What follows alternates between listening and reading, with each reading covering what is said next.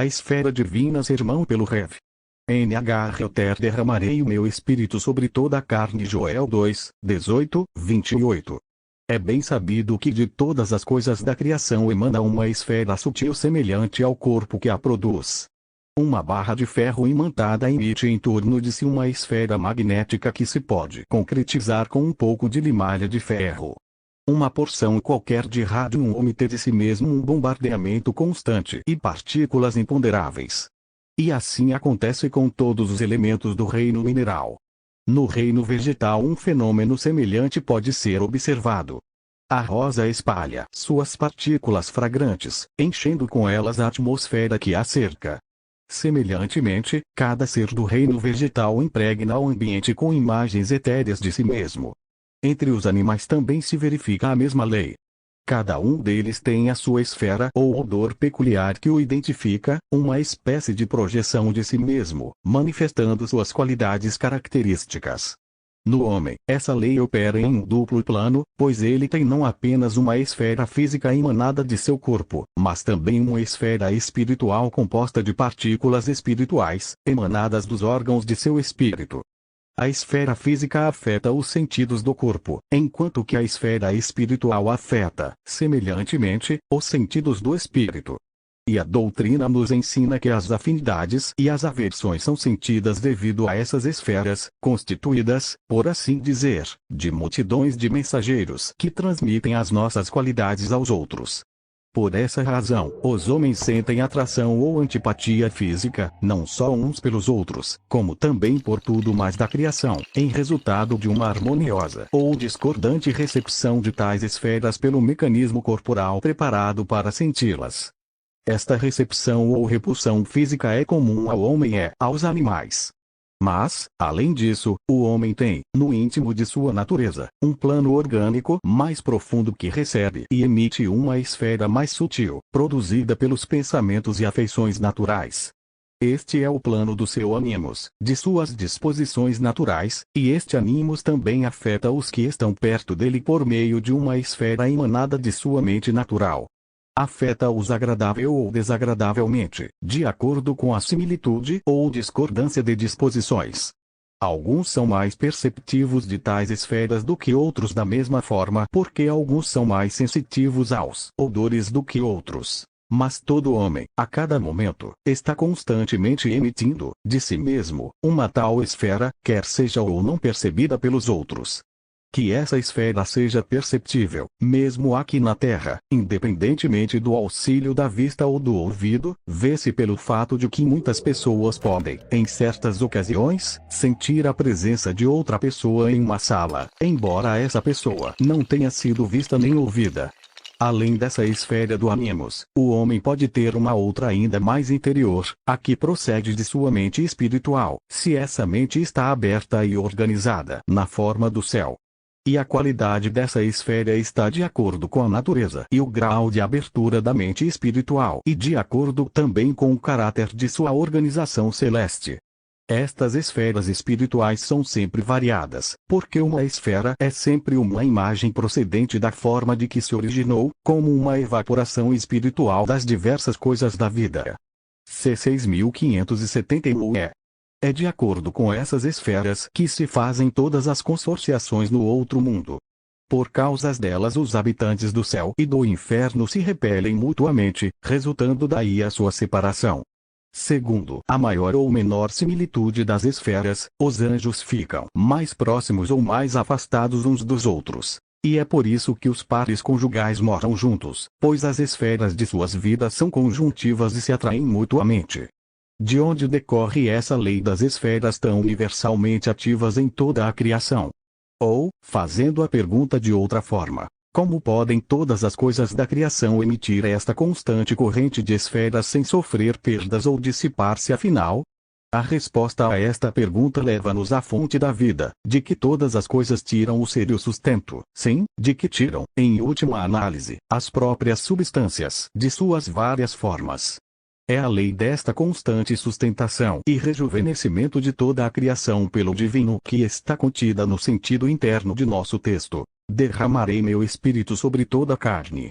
Só o divino é em si mesmo e por si mesmo. Tudo mais é criado, sustentado e perpetuado por ele. Encontramos, por conseguinte, no Senhor, a mais alta manifestação da lei nas esferas emanantes. Pois a primeira emanação de seu divino procedente, o divino saindo do seu espírito, não repousou enquanto a criação, descendo até ao natural, não ficou completa. E agora ele continua a derramar o seu espírito para sustentar e perpetuar a obra de suas mãos. Para esse fim emana dele infinita esfera divina que, em suas formas indefinidamente acomodadas, é a nutridora do universo e de tudo o que está nele. Como dito acima, a esfera divina em suas formas indefinidamente acomodadas porque, em si mesma, a esfera divina é única, contendo, entretanto, uma infinita variedade em sua divina unidade. À medida que desce, porém, através dos graus sucessivos da criação e se manifesta em suas inúmeras formas, aparece como sendo variada, embora a variedade e diversidade seja uma aparência proveniente do grau, da forma e da capacidade de recepção dos entes que a recebem. Todas as coisas são um no divino, mas aparecem como muitas na criação. Por isso se diz que a criação é um teatro representativo de Deus. Isso pode ser ilustrado pela luz e pelo calor procedentes do Sol. Emanam como um, entretanto, os seus efeitos na criação se manifestam como uma variedade sem fim. Nos minerais são absorvidas e transformadas em radiações, efeitos químicos, afinidades e forças. Alguns minerais tiram da luz uma certa cor, outros uma outra. Alguma coisa mais elevada é tirada dos raios do Sol pelo reino vegetal, produzindo as mais variadas formas vegetativas, com reações químicas mais elevadas, com afinidades mais complexas, e podendo liberar forças mais sublimadas, como se vê nos princípios nutritivos da vegetação e também nas qualidades medicinais que possuem. No reino animal, que inclui o corpo do homem, coisas ainda mais puras são tiradas da luz e do calor do sol, quer imediatamente, quer mediatamente por intermédio dos reinos inferiores, e são manifestados em ações físicas, em impulsos nervosos, e nas próprias qualidades animais. No calor e na luz do sol, todas estas forças animais, vegetais e minerais estão presentes como um, isto é, formando uma unidade única. Sendo, entretanto, vistas e manifestadas na criação com imensa variedade, de acordo com a natureza das formas receptoras. Podemos ter uma ideia desta esfera divina de que foram tiradas todas as coisas criadas, e pela qual todas essas coisas são sustentadas e conservadas, lendo as seguintes passagens da doutrina celeste. A esfera do Senhor, que é a verdade mesma e o bem mesmo, estende-se a todo o universo, abraçando, amando, vivificando e assim arranjando tudo cada coisa no singular S. D. 1847. Esferas universais do Senhor existem em torno dele, e procedem do Sol do mundo espiritual no meio do qual ele está. Do Senhor por este Sol, procede uma esfera de calor e de luz, ou, o que é a mesma coisa, uma esfera de amor e de sabedoria para operar os fins que são os usos. Mas esta esfera, segundo os usos, tem diferentes nomes c. L. 386.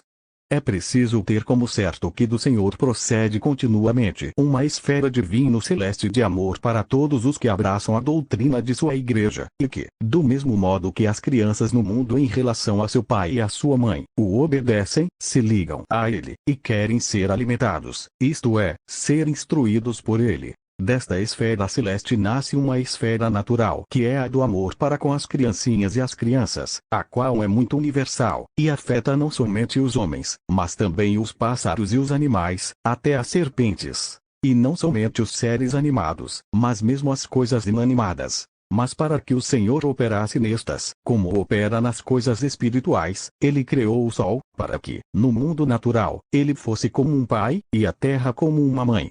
Pois o sol é como o pai comum, e a terra como a mãe comum, pelo casamento dos quais existem todas as germinações que embelezam a superfície do globo. Pelo influxo desta esfera celeste no mundo natural existem estas admiráveis progressões das vegetações pela semente até os frutos e a novas sementes. Daí vem também que há vários gêneros de arbustos que durante o dia voltam, por assim dizer, suas faces para o sol, e se desviram logo que o sol se deita. Daí vem ainda que haja flores que se abrem ao levantar do sol, e que se fecham ao pôr do sol. É também por isso que os pássaros cantam deliciosamente à primeira aurora, e semelhantemente depois de terem recebido o alimento da terra, sua mãe. Assim uns e outros honram seu pai e sua mãe. Estão aí outros tantos testemunhos de que o Senhor, pelo sol e pela terra, provê no mundo natural a todas as necessidades dos seres vivos e não vivos. É por isso que se dizem Davi: louvai Jeová dos céus, louvai-o, sol e lua, louvai-o da terra, baleias e abismos, louvai-o, árvore frutífera e todos os cedros, animal e toda besta, réptil e pássaro alado, reis da terra, e todos os povos, moços e moças. Salmo 148, 2, 12. E em Jó, interroga: eu te peço, as bestas, e elas te ensinarão, ou os pássaros do céu, e eles te anunciarão, ou o arbusto da terra, e ele te instruirá, e os peixes do mar te contarão. Quem não conhece por todos eles, que a mão de Jeová fez isso? Jó 12, 7, 9. Interroga e eles te ensinarão, significa encarar, prestar atenção, e julgar segundo essas coisas, que foi o Senhor Jeová que as criou. RC 308. O Senhor, realmente, é o centro de onde emanam todas as bênçãos. A essência do seu amor é amar outros fora de si mesmo, desejar ser um com eles, e torná-los felizes por toda a eternidade. Para esse fim, ele criou os homens e todo o universo onde pode instruí-los e guiá-los para ele. Pois a esfera divina é semelhante a uma grande corrente que flui do Senhor e volta para ele, elevando os homens em seu seio para o reino da paz e da alegria eterna. Como o ímã dispõe as partículas de ferro na corrente de sua esfera, de polo a polo, assim também o Senhor dispõe o universo, criando um caminho dele para ele.